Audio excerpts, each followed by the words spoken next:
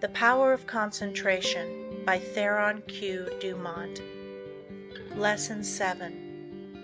The Concentrated Mental Demand. The mental demand is the potent force in achievement. The attitude of the mind affects the expression of the face, determines action, changes our physical condition, and regulates our lives. I will not here attempt to explain the silent force that achieves results. You want to develop your mental power so you can effect the things sought, and that is what I want to teach you. There is wonderful power and possibility in the concentrated mental demand. This, like all other forces, is controlled by laws.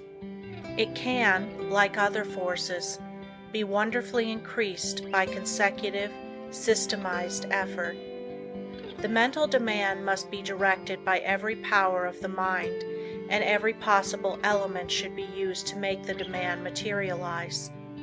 You can so intently desire a thing that you can exclude all distracting thoughts. When you practice this singleness of concentration until you attain the end sought, you have developed a will capable of accomplishing whatever you wish. As long as you can only do the ordinary things, you will be counted in the mass of mediocrity. But just as quick as you surpass others by even comparatively small measure, you are classed as one of life's successes. So if you wish to emerge into prominence, you must accomplish something more than the ordinary man or woman. It is easy to do this if you will but concentrate on what you desire and put forth your best effort. It is not the runner with the longest legs or the strongest muscles that wins the race, but the one that can put forth the greatest desire force. You can best understand this by thinking of an engine. The engine starts up slowly, the engineer gradually extending the throttle to the top notch. It is then keyed up to its maximum speed. The same is true of two runners. They start off together and gradually they increase their desire to go faster. The one that has the greatest intensity of desire will win. He may outdistance the other by only a fraction of an inch, yet he gets the laurels. The men that are looked upon as the world's successes have not always been men of great physical power, nor at the start did they seem very well adapted to the conditions which encompass them. In the beginning they were not considered men of superior genius, but they won their success by their resolution to achieve results in their undertakings, by permitting no setback to dishearten them, no difficulties to daunt them. Nothing could turn them or influence them against their determination. They never lost sight of their goal. In all of us there is this silent force of wonderful power. If developed, it can overcome conditions that would seem insurmountable. It is constantly urging us on to greater achievement. The more we become acquainted with it, the better strategists we become, the more courage we develop, and the greater the desire within us for self-expression in activity along many lines. No one will ever be a failure if he becomes conscious of this silent force within that controls his destiny. But without the consciousness of this inner force, you will not have a clear vision, and external conditions will not yield to the power of your mind. It is the mental resolve that makes achievement possible. Once this has been formed, it should never be allowed to cease, to press its claim until its object is attained. To make plans work out, it will, at times, be necessary to use every power of your mind. Patience, perseverance, and all the indomitable forces within one will have to be mustered and used with the greatest effectiveness. Perseverance is the first element of success. In order to persevere, you must be ceaseless in your application. It requires you to concentrate your thoughts upon your undertaking and bring every energy to bear upon keeping them focused upon it until you have accomplished your aim. To quit short of this is to weaken all future efforts. The mental demand seems an unreal power because it is intangible, but it is the mightiest power in the world. It is a power that is free for you to use. No one can use it for you. The mental demand is not a visionary one. It is a potent force, which you can use freely without cost. When you are in doubt, it will counsel you. It will guide you when you are uncertain. When you are in fear, it will give you courage. It is the motive power which supplies the energies necessary to the achievement of the purpose. You have a large storehouse of possibilities. The mental demand makes possibilities realities. It supplies everything necessary for the accomplishment. It selects the tools and instructs how to use them. It makes you understand the situation. Every time you make a mental demand, you strengthen the brain centers by drawing to you external forces. Few realize the power of a mental demand. It is possible to make your demand so strong that you can impart what you have to say to another without speaking to him.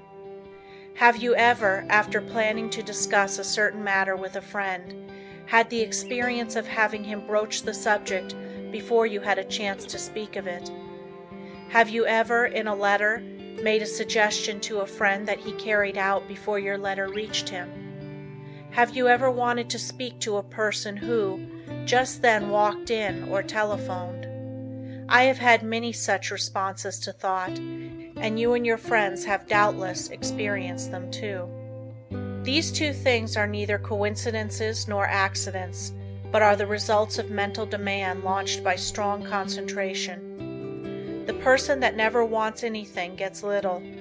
To demand resolutely is the first step toward getting what you want. The power of the mental demand seems absolute, the supply illimitable. The mental demand projects itself and causes to materialize the conditions and opportunities needed to accomplish the purpose. Do not think I overestimate the value of the mental demand. It brings the fuller life if used for only righteous purposes. Once the mental demand is made, however, never let it falter. If you do, the current that connects you with your desire is broken. Take all the necessary time to build a firm foundation, so that there need not be even an element of doubt to creep in. Just the moment you entertain doubt, you lose some of the demand force, and force once lost is hard to regain. So whenever you make a mental demand, hold steadfastly to it until your need is supplied. I want to repeat again that power of mental demand is not a visionary one. It is concentrated power only, and can be used by you. It is not supernatural power, but requires a development of the brain centers. The outcome is sure when it is given with a strong, resolute determination. No person will advance to any great extent unless he recognizes this force within him. If you have not become aware of it, you have not made very much of a success of your life. It is this something that distinguishes that man from other men. It is this subtle power that develops strong personality. If you want a great deal, you must demand a great deal. Once you make your demand, anticipate its fulfillment. It depends upon us. We are rewarded according to our efforts. The power of mental demand can bring us what we want. We become what we determine to be. We control our destiny. Get the right mental attitude, then in accordance with your ability, you can gain success. And every man of average ability, the ordinary man that you see about you, can be really successful, independent, free of worry, his own master, if he can manage to do just two things. First, remain forever dissatisfied with what he is doing and what he has accomplished. Second, develop in his mind a belief that the word impossible was not intended for him. Build up in his mind the confidence that enables the mind to use its power. Many, especially the older men, will ask, "How can I build up that self-confidence in my brain? How can I, after months and years of discouragement, of dull plodding, suddenly conceive and carry out a plan for doing something that will make life worthwhile and change the monotonous routine. How can a man get out of a rut after he has been in it for years and has settled down to the slow jog-trot that leads to the grave? The answer is the thing can be done, and millions have done it. One of the names most honored among the great men of France is that of Littré, who wrote and compiled the great French dictionary, a monument of learning. He is the man whose place among the 40 immortals of France was taken by the great Pasteur when the latter was elected to the Academy. Littré began the work that makes him famous when he was more than 60 years old.